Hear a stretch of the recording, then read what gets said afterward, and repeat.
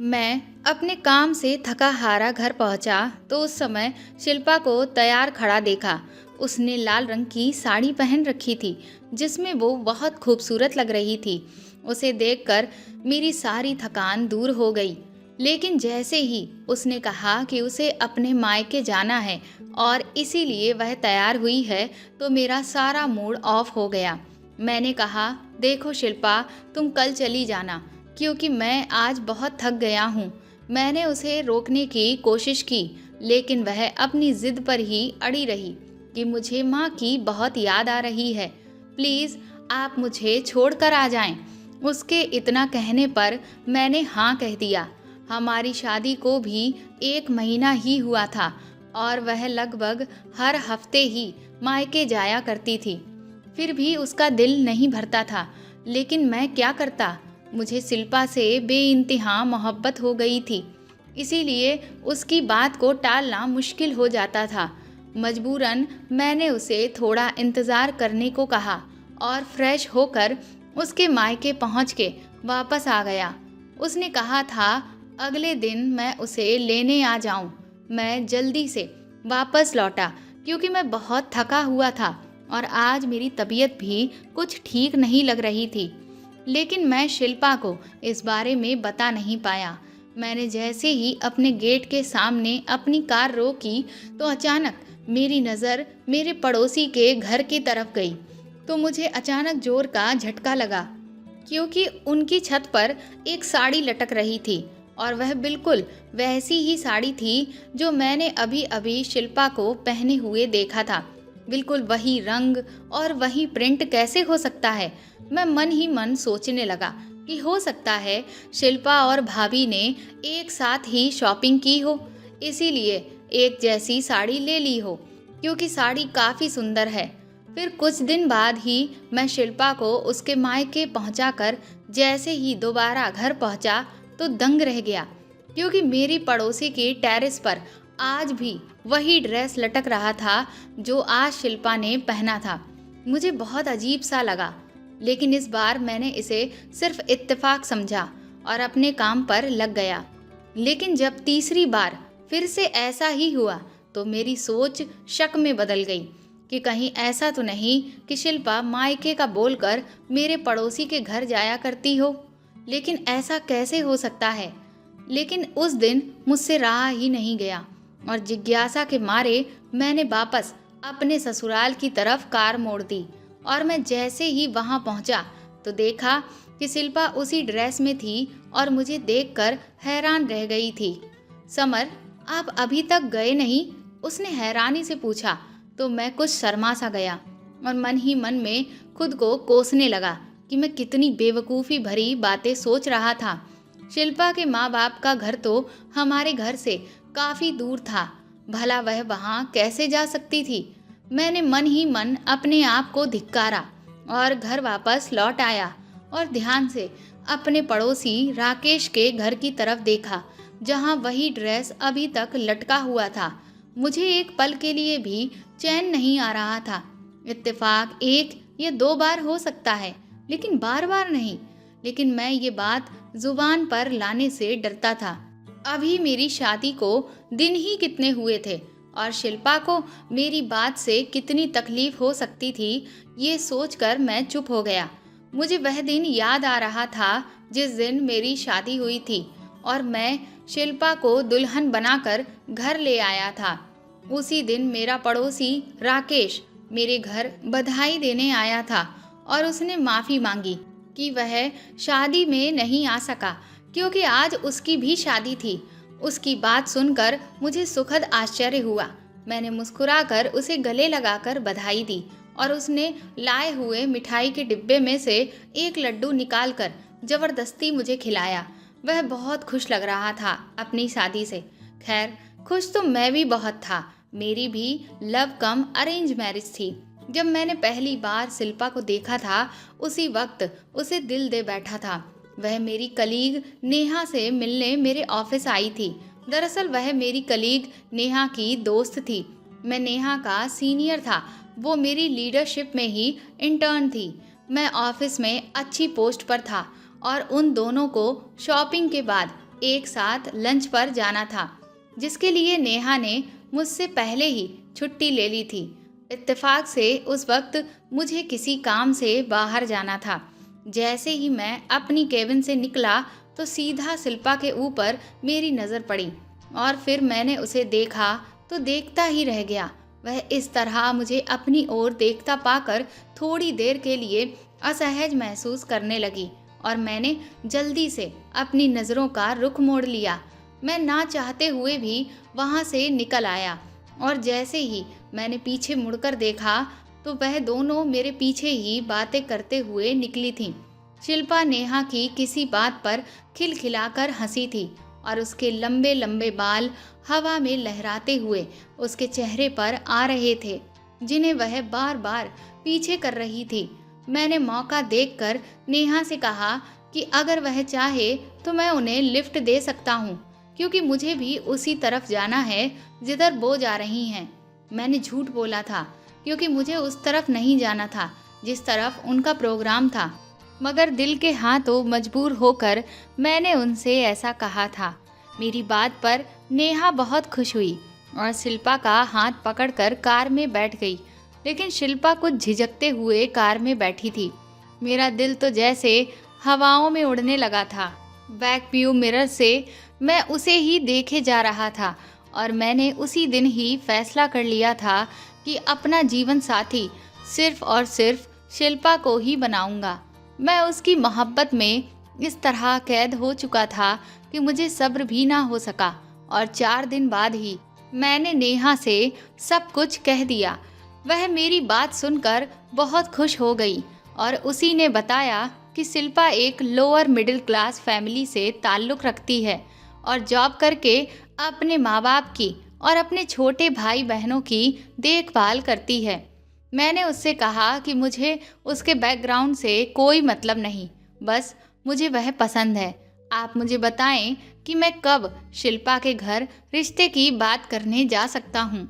मैंने पूछा तो उसने मुझे जल्द ही बताने का वादा किया और इसी तरह कुछ दिनों के बाद मैं अपने माँ बाप को लेकर उनके घर चला गया, जहाँ हमारा बड़े अच्छे से स्वागत किया गया और पहली मुलाकात में रिश्ता मंजूर कर लिया गया। मेरी खुशी का तो कोई ठिकाना ही नहीं रहा था। मेरे घर वाले भी तैयारी में जुट गए थे, क्योंकि वह मेरे साथ नहीं रहते थे, क्योंकि पापा को एक बीमारी थी जिसका इलाज दूसरे शहर के डॉक्टर से चल रहा था, जिस वजह से माँ पापा के साथ उसी शहर में रहती थी, जबकि मैं जॉब की वजह से दिल्ली में रहता था, जहाँ एक बहुत बड़ी कंपनी में मुझे एक बड़ी पोस्ट पर रखा गया था और ये बंगला कार सब उन्हीं की तरफ से था। मुझे बहुत अच्छा पैकेज दिया जाता था और बोनस वगैरह भी मिलता था और अगर कभी देश से बाहर जाना होता तो कंपनी और ज़्यादा पैसा देती थी। मैं अपनी जॉब और लाइफस्टाइल से बहुत खुश था और जब से शिल्पा मेरी ज़िंदगी में आई थी तब से तो लगता था कि कोई कमी नहीं थी मेरी ज़िंदगी में। मैं हर वक्त भगवान का शुक्रिया अदा करता था। शिल्पा भी मेरा बहुत ख्याल रखा करती थी और वह हर तरह से एक बेहतरीन लाइफ पार्टनर साबित हुई थी। लेकिन जब से ये एक जैसे कपड़ों वाला सिलसिला शुरू हो गया था, मेरी तो रातों की नींद हराम हो गई थी। अब तो मैं शिल्पा से बात भी नहीं कर पाता था। वह जब भी मायके जाने का कहती तो मुझे बहुत गुस्सा आता था। एक दिन तो मैं चिल्ला उठा, सारा दिन माँ के घर पर जाने का सोचती रहती हो, तुम एक बार भी नहीं सोचती कि मैं क्या चाहता हूँ। मेरी आवाज़ उस वक्त तेज हो गई थी, जिसे सुनकर वो कहने लगी, क्या हुआ, मुझसे कोई गलती हुई है क्या? वो अचानक से रोने लगी और उसके खूबसूरत चेहरे पर डर के निशान थे, जैसे उसने कोई डरावनी चीज़ देख ली हो। मेरा दिल उसे इस तरह से देखकर पिघल गया और मैंने अपने स्वभाव के लिए उससे माफ़ी मांगी और कुछ ही देर के बाद मैं उसे उसके मायके छोड़कर वापस आ गया। लेकिन लौटते समय वही कपड़े मुझे राकेश के घर पर लटकते हुए दिखाई दिए, जो शिल्पा ने इधर से जाते समय पहने थे। मुझे डर लगने लगा था। मैंने अपने चेहरे को हाथों से छुपा लिया था। ऐसा लग रहा था जैसे कोई मेरे सिर पर हथौड़े बरसा रहा हो।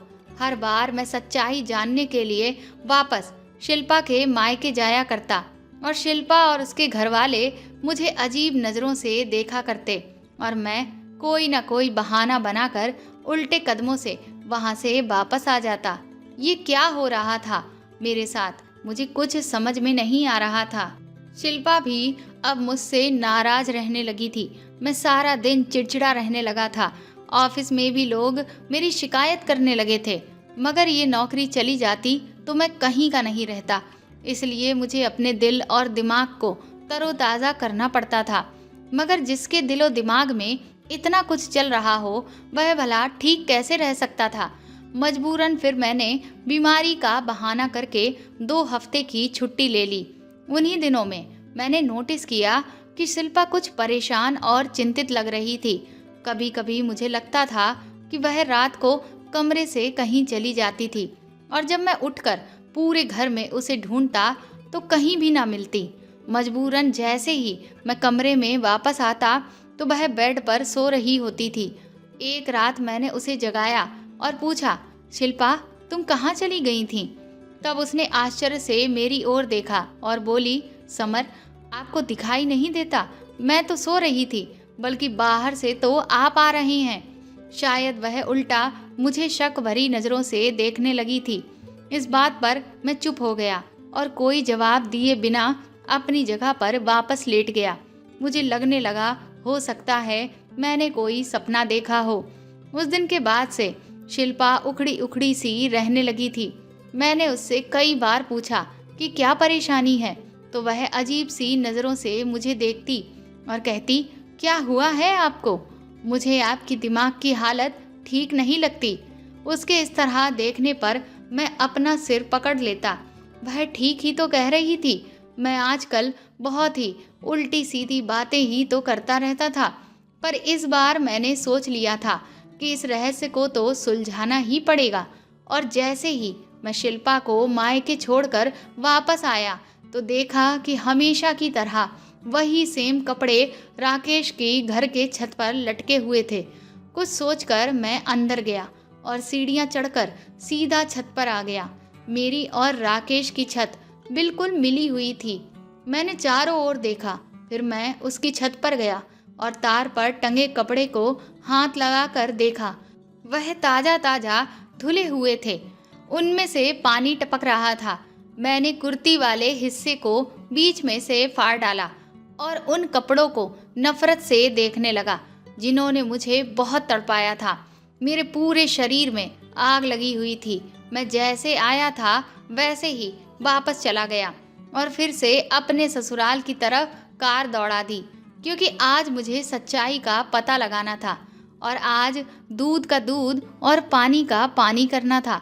मैंने तेज रफ्तार से कार चलाई और जैसे ही मैंने शिल्पा के घर का दरवाज़ा खटखटाया तो शिल्पा ने ही दरवाज़ा खोला। वह मुझे देखकर हैरान नहीं हुई थी, क्योंकि मैं हमेशा ही वापस आ जाया करता था। लेकिन उसे देखकर मेरे पैरों तले से ज़मीन खिसक गई थी, क्योंकि उसकी कुर्ती का दामन बीच में से फटा हुआ था, बिल्कुल वैसे ही जैसे मैंने फाड़ा था। ये सब देखकर मुझे इतना गुस्सा आया कि मैं अपने होशो हवास ही खो बैठा और बिना सोचे समझे शिल्पा के गाल पर जोर का थप्पड़ दे मारा। वह इस हमले के लिए तैयार ही नहीं थी और चकरा कर गिर पड़ी और जोर जोर से चिल्लाकर उसने सबको बुला लिया। माँ, भाई, पिताजी। उसके इस तरह से चिल्लाने पर सबके सब इकट्ठे हो गए थे। मुझे तो गुस्से में उस वक्त कुछ दिखाई ही नहीं दे रहा था। मैंने उसका हाथ पकड़कर खींच लिया। चलो मेरे साथ। मेरे ससुर चिल्लाए, क्या हुआ बेटा, आप ऐसा क्यों कर रहे हैं? मेरे सास ससुर हैरान परेशान बीच में आकर पूछने लगे। मेरी सांस फूल रही थी। मैंने कहा, आप ये सब अपनी बेटी से क्यों नहीं पूछते? किसको बेवकूफ़ बना रही है ये? मैं उसकी तरफ इशारा करके उनको बताने लगा। वो बोले, मगर बेटा इसने किया क्या है? मेरे ससुर ने मेरा हाथ पकड़कर नरमी से पूछा। मैंने कहा, अंकल इससे पूछें कि इसकी कुर्ती कैसे फटी है। मैंने अपनी सांस को नियंत्रित करते हुए बड़ी मुश्किल से कहा। मेरी बातों से वह सब चौंक कर एक दूसरे की ओर देख रहे थे। वो बोले, लेकिन इसकी कुर्ती तो अभी अभी गेट से अंदर आते हुए दरवाजे पर लगी कील में फंसकर फटी है। बेटा, वह सब एकजुट होकर मुझे बताने लगे और शिल्पा अभी तक जमीन पर बैठी थी। मैंने कहा, ये नहीं हो सकता, आप सब इसके साथ मिले हुए हैं, इसके झूठ में इसका साथ दे रहे हैं। मैं अब अपने आपे से बाहर हो चुका था और शिल्पा को जबरदस्ती घसीटते हुए वहां से ले आया। उसके माता पिता गिड़गिड़ाने लगे, लेकिन मुझे अपने गुस्से के आगे कुछ सुनाई नहीं दे रहा था। शिल्पा पूरे रास्ते रोती रही, लेकिन मुझे अब उस पर जरा सी भी दया नहीं आ रही थी।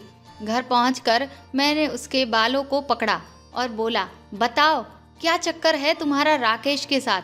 अब वह चीखते हुए बोली, ये आप क्या कह रहे हैं। लेकिन मुझे उसकी कोई परवाह नहीं थी। मेरी बात सुनकर उसके चेहरे का रंग उड़ चुका था। ये क्या पागलपन है, आप इतना गलत कैसे सोच सकते हैं।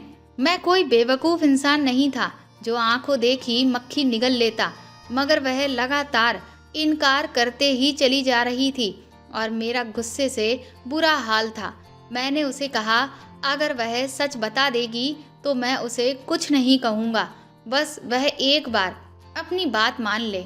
मुझे लग रहा था कि मेरे दिमाग की नसें फट जाएंगी। तभी अचानक मैंने देखा कि पुलिस वहां पहुंच गई थी। उनमें से एक महिला कांस्टेबल ने आते ही शिल्पा को मेरे हाथों से छुड़ाया और उसे सोफे पर बिठा दिया। उसका बयान लेने लगी, जबकि मुझे हथकड़ी पहना दी गई थी। ये सब क्या है, मैं चिल्लाया। ये तो आपको थाने चलकर पता चल जाएगा। वह पुलिस इंस्पेक्टर हंसने लगा और मुझे घसीटता हुआ पुलिस की गाड़ी में डाला, जबकि जाते वक्त मेरे कानों में शिल्पा की आवाज़ें लगातार गूंजती जा रही थीं कि मेरा पति पागल है। पहले दिन से ही इसे पागलपन के दौरे पड़ते आ रहे हैं। शिल्पा पुलिस को बताए जा रही थी और मुझे अपने कानों पर यकीन नहीं हो रहा था। वह जिसे मैं दिलो जान से चाहा करता था, वह ये क्या कह रही थी। मेरे हवालात का आज दूसरा दिन था और शिल्पा ने मेरी खबर तक ना ली थी और मुझे इस बात पर बिल्कुल भी विश्वास नहीं हो रहा था। जो कुछ भी उसने पुलिस को बताया था कि मैं एक दिमागी मरीज हूँ और मुझे पागलपन के दौरे पड़ते हैं, मैं उस पर जुल्म करता हूँ। उसका ये कहना था कि उसने ये बात अपने माता पिता को कभी नहीं बताई, लेकिन उस दिन उन्होंने अपनी आंखों से सब कुछ देखा था। लेकिन सबसे चौंकाने वाली बात ये थी कि उस रात पुलिस को राकेश ने कॉल किया था, जो मेरा पड़ोसी था और जिसकी वजह से ही ये सारा सिलसिला शुरू हुआ था। मुझ पर आश्चर्य के वार पर वार हो रहे थे और ये सब क्या था, मुझे कुछ समझ में नहीं आ रहा था। शिल्पा ने मेरे खिलाफ केस फाइल किया था और मुझ पर न जाने क्या क्या आरोप लगाए थे। मेरे माता पिता बहुत कोशिश कर रहे थे, लेकिन मेरी जमानत नहीं हो पा रही थी। मामले के अनुसार मेरा मेडिकल चेकअप होना था और रिपोर्ट आने के बाद ही मेरी जमानत हो सकती थी। और 2 दिन बाद जब मनोचिकित्सक ने मुझसे सवाल पूछे तो मैंने उनको सारा किस्सा सुना दिया, जिसे सुनकर वह भी मुझे ऐसी नज़रों से देखने लगे कि जैसे मैं कोई पागल हूँ। और उनके इस तरह देखने पर मुझे फिर अचानक गुस्सा आ गया। मैंने कहा, आपको क्या लगता है मैं पागल हूँ? मैंने गुस्से में आकर पूछा तो वह मुझे समझाने लगे। देखिए मिस्टर समर, आप जो किस्सा बता रहे हैं वह नामुमकिन सी बात है। इत्तेफाक 1 या 2 बार हो सकता है, लेकिन बार बार नहीं। वह बड़े ही आराम से कह रहा था, बल्कि मेरी सांसें बढ़ने लगी थीं। डॉक्टर साहब, यही तो मैं समझा रहा हूँ, वह इत्तेफाक नहीं था।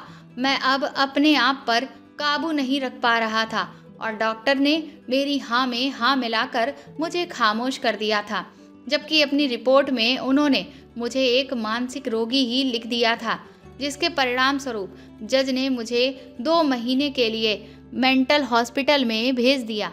मैं वहाँ चीखता चिल्लाता रहा कि मैं पागल नहीं हूँ, लेकिन वहाँ पर किसी को भी इस बात से कोई फर्क नहीं पड़ा। सब लोग मुझे बहुत तरस भरी निगाहों से देखे जा रहे थे।